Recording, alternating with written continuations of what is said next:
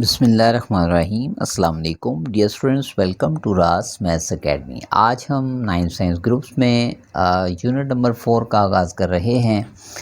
Unit number 4 है जी algebraic expression और अलजेब्रिक फार्मूलाज पे। First of all dear students, algebraic expression क्या होती है? अलजेब्रिक एक्सप्रेशन ये होती है कि जिसमें हमारे पास कोई सी भी जो वैल्यूज़ हैं, कोई भी जो टर्म्स हैं वो ऐड या सब्ट्रैक्ट हो के आ रही हों। इन वैल्यूज़ के एडिशन और सब्ट्रैक्शन समेत ये जो हमारे पास एक्सप्रेशन होगी इसे हम कहेंगे अलजेब्रिक एक्सप्रेशन। डियर स्टूडेंट्स, अब उसने एक पॉलिनोमियल भी यहाँ पे यूज़ किया है। What is the polynomial? जो भी आपके पास वेरिएबल की मैक्सिमम पावर के साथ और किसी भी किस्म के कोफिशिएंट के साथ जो वैल्यूज़ आ रही होंगी एक एक्सप्रेशन की सूरत में, उसे हम कहते हैं पॉलिनोमियल। ये याद रखिएगा, ऐसी एक्सप्रेशन पॉलिनोमियल ही नहीं होगी जिसकी पावर जो है वो नेगेटिव हो या फिर फ्रैक्शनल हो, यानी कि किसी भी रैशनल नंबर की सूरत में। तो फर्स्ट क्वेश्चन में उसने आपको यही समझाना चाहा है। आपको कह रहा है identify whether the given algebraic expressions are polynomials, yes और नो में आंसर दें। तो मैंने फर्स्ट क्वेश्चन देखा कि यहाँ पे चूँकि x जो है वो तो डिनोमिनेटर में आ रहा है, इसको मैं ऊपर लाऊंगा न्यूमरेटर में, तो x की पावर हो जाएगी नेगेटिव। तो नेगेटिव पावर तो पॉलिनोमियल में अलाउ ही नहीं है, तो this one is not a polynomial. Answer में लिख देंगे नो। फिर सेकंड पार्ट में आप देख रहे हैं वेरिएबल x की पावर फ्रैक्शन में आ रही है 1/2, this is not allowed in the polynomials. तो ये भी एक अलजेब्रिक एक्सप्रेशन जो है वो पॉलिनोमियल नहीं है। थर्ड में आप देख सकते हैं यहाँ पे degree of variable is positive integer, तो ये एक पॉलिनोमियल है। फोर्थ में भी आप देख सकते हैं कि x जो है डिनोमिनेटर में आ रहा है, यानी इसकी पावर नेगेटिव हो जाएगी जब ये न्यूमरेटर में आएगा, इसीलिए ये भी एक पॉलिनोमियल नहीं है। ओके जी, नेक्स्ट हमारे पास है question number 2। State whether each of the following expression is rational or not. Dear students, rational expression जो है वो जस्ट लाइक रैशनल नंबर है। ठीक है जी, रैशनल नंबर का हम क्या पढ़ते थे? Which can be put into the form P over Q. यहाँ पे आपको ईजीएस्ट वे बता देता हूँ कि जिन वेरिएबल्स की पावर फ्रैक्शनल होगी, यानी कि with in the square root होंगी या फ्रैक्शन पावर में होंगी, तो वो आपके पास रैशनल एक्सप्रेशंस नहीं होंगी। और जिनमें आपके पास इंटीग्रल पावर आ रही होगी, यानी कि डिग्री जो है वो पॉजिटिव इंटीजर की सूरत में आ रही होगी, जैसा कि आप सेकंड और थर्ड पार्ट में देख रहे हैं, इनमें स्क्वायर रूट वेरिएबल के ऊपर नहीं आ रहा, तो ये दोनों रैशनल होंगी। और जिनमें एक्स पे स्क्वायर रूट आ रहा है तो ये क्या होंगी? Irrational.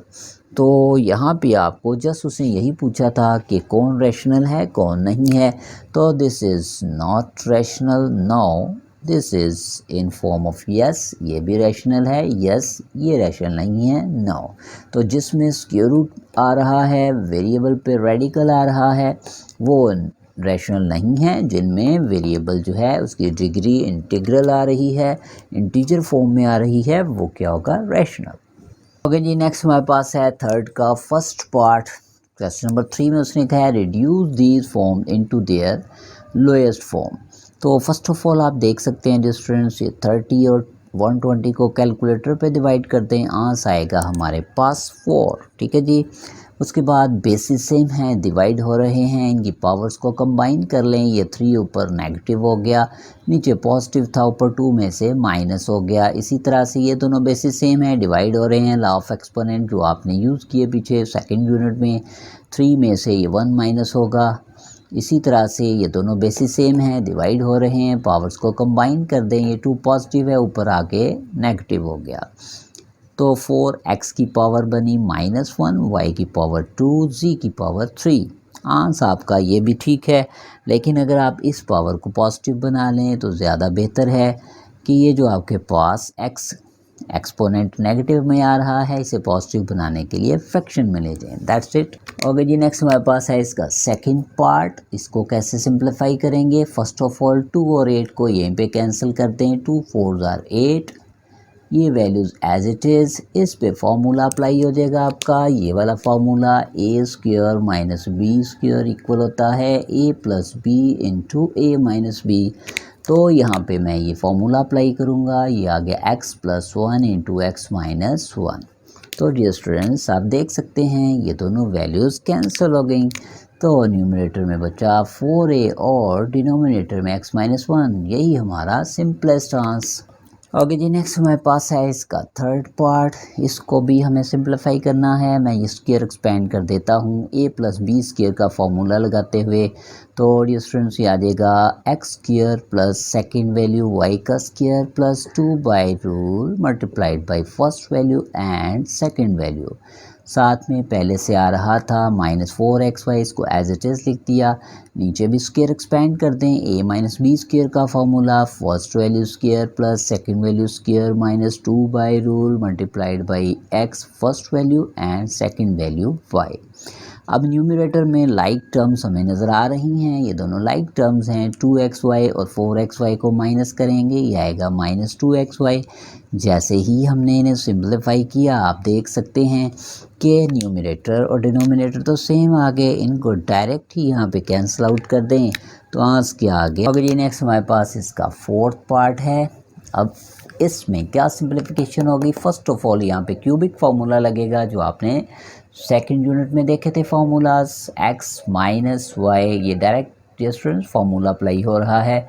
x-y into x² plus xy plus y²। Formulas आपको लाजमन याद होने चाहिए अगर आप चाहते हैं कि आपको मैथमेटिक्स में मसला ना हो, तो फार्मूलाज हर वक्त याद होने चाहिए।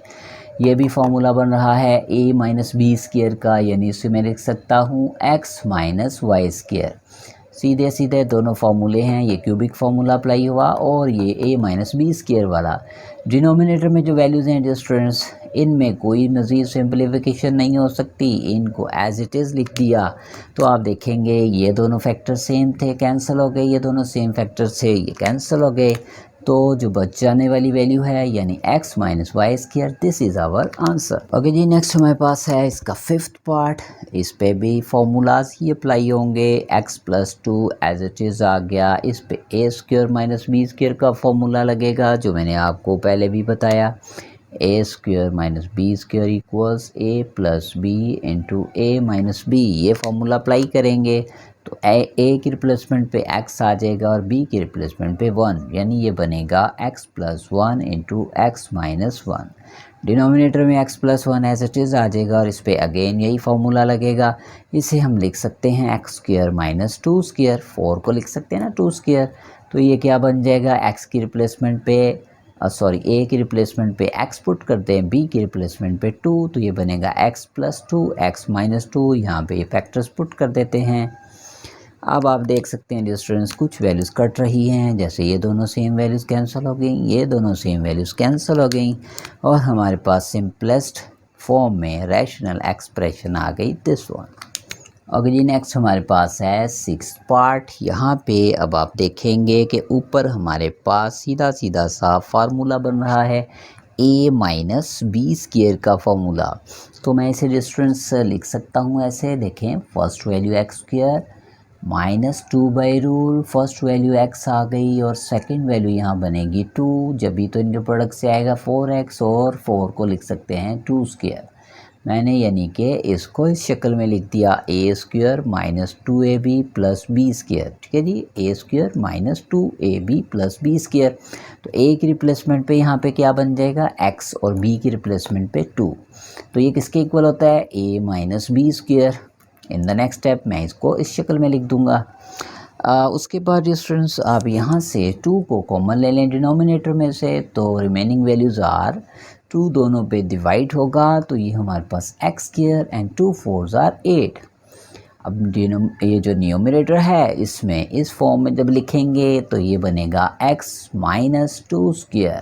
ठीक है जी, ये इस शक्ल में आ रहा था तो मैंने a और b की रिप्लेसमेंट पे x और 2 को यहाँ पुट किया तो ये बना x - 2²। नीचे a² - b² का फॉर्मूला लगेगा जैसा कि यहाँ पे हमने लगाया था अभी। ये देखें सेम वैल्यूज़ हैं। ये क्या आ जाएगा x+2 इंटू x-2।